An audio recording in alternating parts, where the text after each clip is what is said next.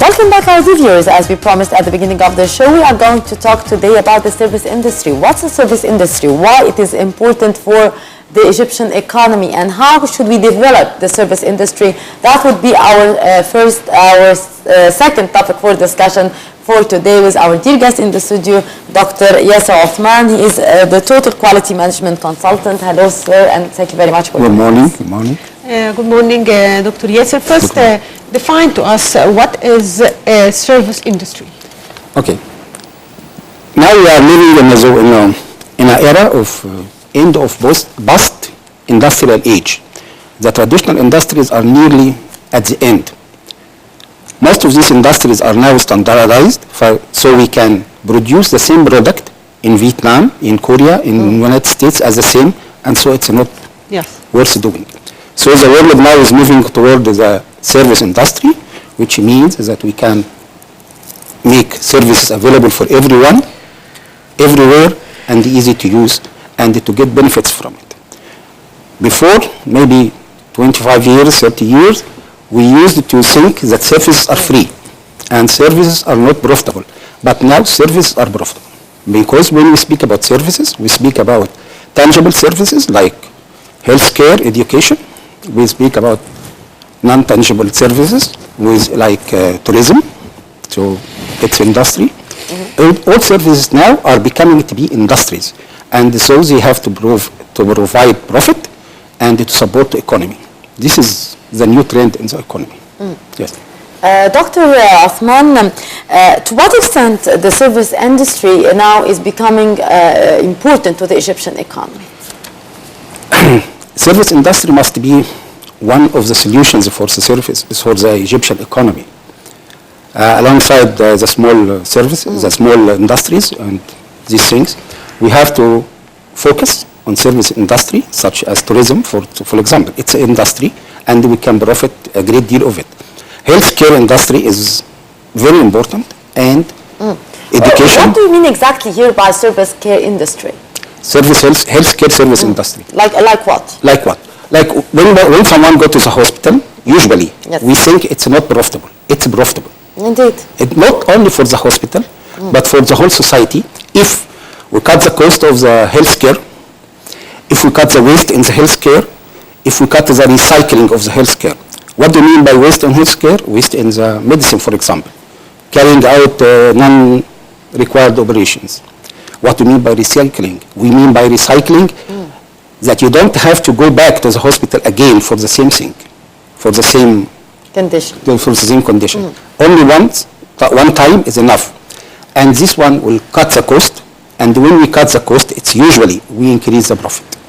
And when we generate profiting, it's economy. It's nothing more than that. In the same, this will apply for everything you think about, even the governmental services like issuing birth certificate, marriage certificates, everything. This needs to be used in a quality manners so we can cut the cost. And in the tourism sector, how can we improve service industry? How we can improve it in tourism sectors? First, we have to have what we call a quality culture thinking, mind, in everyone. And when we speak about everyone, we don't speak about managers, we don't speak about workers, we speak about all people in the industry or in the sector. They have to believe in quality. They don't support the quality, they don't know quality, they have to believe it like they do their religion, they have to do it like the same. If you increase the quality in the service in the tourism industry, the tourist will come back to you, number one. You will be repeatedly coming to you. This is number one. Number two, he is going to be a part of your marketing strategy. He is going to publicize his experience and how much did he enjoy it here to other people, so maybe social media, through his friends or other one, and he will recommend you as a tourism destination, and he will come back. So you will increase the recycling of, you will increase the number of people who are coming with minimum effort. Yes. Sir, the service industry here is a very important thing. Yes. Yet, I believe that the service industry is facing many challenges. What are the major challenges that the service industry is facing? Yes. First of all, I told you, we don't have a culture which support quality, which believe in quality. And support and belief are two different things. We don't mix them. Belief means it's something coming from your heart, and you do it every day without thinking, without expecting it to benefit from it. This is the challenge number one. We have to create this culture.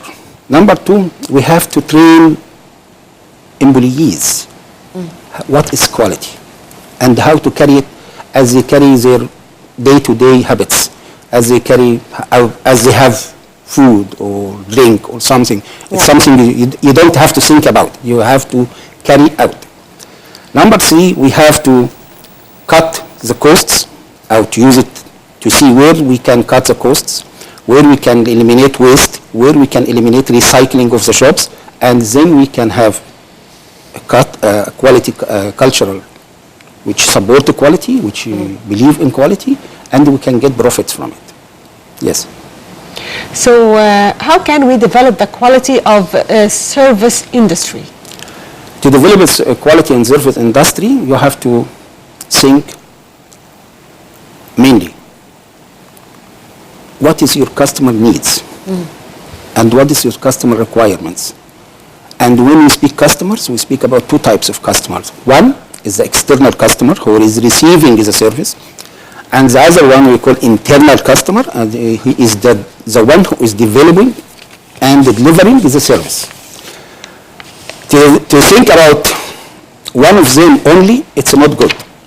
People who are developing and delivering service, internal customers, must be dealt with, we have to ensure they have job satisfaction.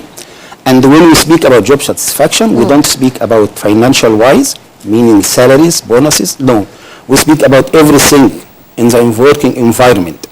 We speak about the desks they sit in, the bathrooms they use, the color of the walls, everything. They have to have a good environment and they have to feel job satisfied. If they feel job satisfied, they will do more cycles of their work. If they are carrying now 100 cycles per day in this environment, and we developed a good environment, we're going to have maybe 500 cycles for the same person for the same day, meaning we increased our profitability. This is number one. Number two, for the other people in the outside customers or seller customers, we have to think what they need. They need a lesser time to get the service. Yeah. They need affordable service. They need set forward service, meaning they need to know what they are going to receive exactly.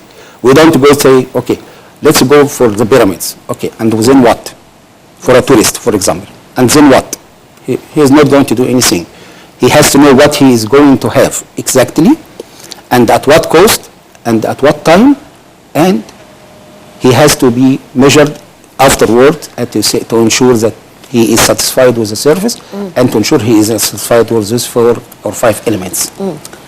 Sir, yet, to what extent here in Egypt we are still focusing on the service industry, or we still need to work on that? Because I believe we still have a lot to do in order to reach the required level that we need. Yes, it's true. It's true. We need we need lots of work. We need lots of work to. Like what exactly? Because as we have said, we have many challenges. Yes, we have many things to be done. First, we have to start with training, and when we speak about training, usually. Not training of the personnel who are working in developing and delivering the services. Yes. Whether whatever it's tangible, like issuing birth certificates and the marriage certificates, they have to know what to deal with. They have to know what the customer needs. They have to know what do we mean by less time to carry the service. They have to know what is the waste, what is the recycling, everything. And we have to increase their efficiency and effectiveness. And when we speak about efficiency and effectiveness, we have to avoid what we call chicken efficiency. Chicken efficiency, when you start at quality, and fast food restaurants used to set a standard for how many chicken can a restaurant sell in one day. And everyone is willing to do it, and maybe he can sell 500 chicken a day, it's okay, in a short time. But to do this one, or to reach this level, he was doing what? He was cooking maybe 1,000 chicken. And at the end of the day, he has to start the next day has to start fresh, and so he has to get rid of this one. It's waste. So how can we solve this? How to solve this one? We have to teach or to train personnel that it's not matter of number, it's a matter of quality of the work. If we can put in them the quality of the work is the most important thing, they will do it exactly. Number one. Number two, now we have to reach out to the best number or the optimum number for people to carry the job. Because if you put too many people to carry the same job, you don't get quality, you don't get work. So we have to do it this way. Number three, in training or education, we have to make them think like a customer. We told them, think like a customer. Think So like a let's customer. focus on the role of the customer in this process. Customer is our keystone in the matter. Yes. It's And how can we reach customer satisfaction? how we can reach customer satisfaction. We reach customer satisfaction with the word comfort. The word comfort stands for 5 things. Yes. C, start for care. And O, and we have friendly, we have affordability, meaningful. I understand what you mean. We need to be friendly with the customer. Yes. We need to be obliging for the customers. We need to be tactful for the customers. So if we can reach those elements, if you go outside, if you travel abroad and you ask someone for service, at the end of his service he will tell you something. He'll tell you, thank you for coming. Yes. We hope to see you again. Did you enjoy our service?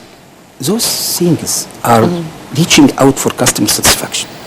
Because sometimes customer satisfaction is very difficult to measure, very difficult to say it's 10 or 5. It's just feeling. You give him the feeling of comfort, you give him the feeling of you are welcomed back, and then he will be satisfied. To what extent these elements could really help the industry? I believe they are simple things to be done. Yes. Yet, It looks like. yes, but it doesn't need much effort yet. Yes. They are not very much done Yes. up to this moment. Why we are lacking this? Maybe because we are lacking training. We don't lack money, by the way. We don't lack money. If we stop for a moment, I'll give you an example. A friend of mine, he is a doctor, he's a physician, and he was appointed as a director for a hospital. And he asked me to give him a look and tell him what he can do to develop his work. And I went to the hospital maybe 3-4 days continuously and looked everywhere in the hospital, and I come back with a report, maybe 17 pages report. 1.5 of them is good things, we have to work on them, and we have to develop. But on those good things, we found something. It's mainly depends on people, on a person. This place is good because of the person is running, this place is good, which is not good, which is not helpful. We have to make it like a policy. And many other things needs to be corrected. Like, for example, the color of the walls in the hospital, as maybe you have noticed, and we're speaking about governmental hospital, is only one color, a single color, and mostly off-white or gray. Yes. Which is not good for the customer. We speak about customer, and the customer here is the patient. And the customer here is the nurse, and the customer here is the doctor, and the customer here is the technician working in the hospital. And we started with, okay, let's change the color. And he After changed the walls of the walls, the rooms. only. It's nothing. To what extent the colors of the rooms in the hospitals might affect all the members here, the doctors, the nurses, and of course the patients as well? Sorry for my explanation, but imagine yourself sitting in a hospital room, lying in your back and looking for the ceiling, and it has only one color. You get bored, yes. You get disappointed, yes. You don't feel comfort. It's only one color, and it's not good. The same for the hospital, for the internal customers of the hospital, the nurses, the technicians, the doctor. Every day the same. But we changed the color in the children department. We changed the color in the newly born mothers, and the difference was big. 1 year after, we measured the customer satisfaction, and it goes up maybe about 12 or 15 to maybe 35. Huge. It's a huge. Maybe we didn't reach 80 or 60 or 70, but still we can improve it. In your opinion, this service industry can be applied in different fields in our lives? In all fields in our life. Yes. In all fields in our life. In television, in governmental organization, in hospitals, in schools, in universities, tourism, airlines, transportation, everything, everywhere.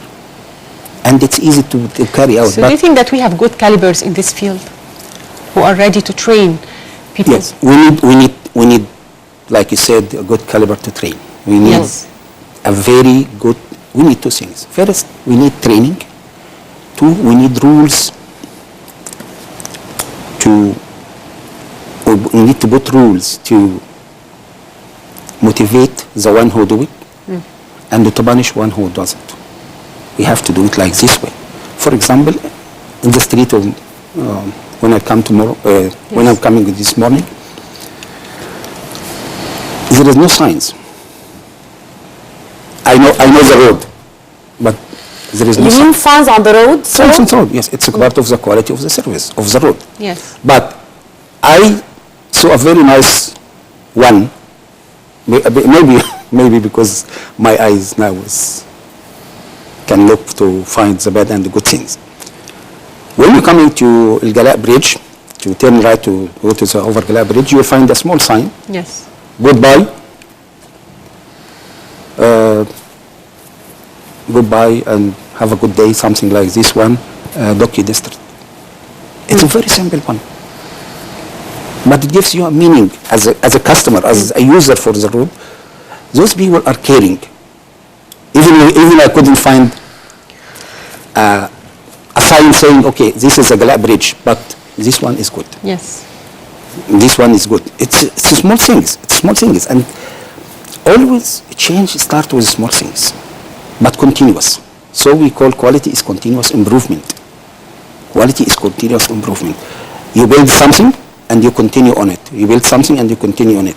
I do something and you do something, and Miss here do something, and everyone small. I don't need you to do much. As I told you in my hospital example, we only painted the wall. It's enough. It didn't cost us something. It didn't cost anything. So but improve the people, so whether our internal customers, the patients, or even internal customers like nurses and doctors, and the external customers. They found it's very nice and it's very nice to have different colors. Colors on. Colors on. So how can we raise the awareness of the government about this service industry? And do you think that the government is doing its role when it comes to this issue? No. No. The government is focusing people in government think that the only way to get profit from the services they are doing is by increasing its price. Profit is the difference between the cost and the price. There are two ways to get profit. First, to increase the price, which is the easiest way. Okay, this form you get in 5 pounds, tomorrow you get it in 10 pounds, and it's okay. But in a while, you'll find that the 10 pound is not still, you don't get profit, you don't generate profit. If you cut the cost, the other ways, if you cut the cost, you will get more money. Okay. You get more, you get more profit, you generate profit. Dr. Yasser Othman, Total Quality Management, thank you for being with us today. Thank you. Thank you very much, Dr. Othman. And with that, our dear viewers, we come to the end of this edition from The Breakfast Show. You were in the company of Mahis Rabia and Shireen Adel. Thank you very much, Shireen. Thank you, Mahisti, and thank you, our dear viewers. See you tomorrow with a new crew. This is Shireen Adel, Mahis Rabia signing off.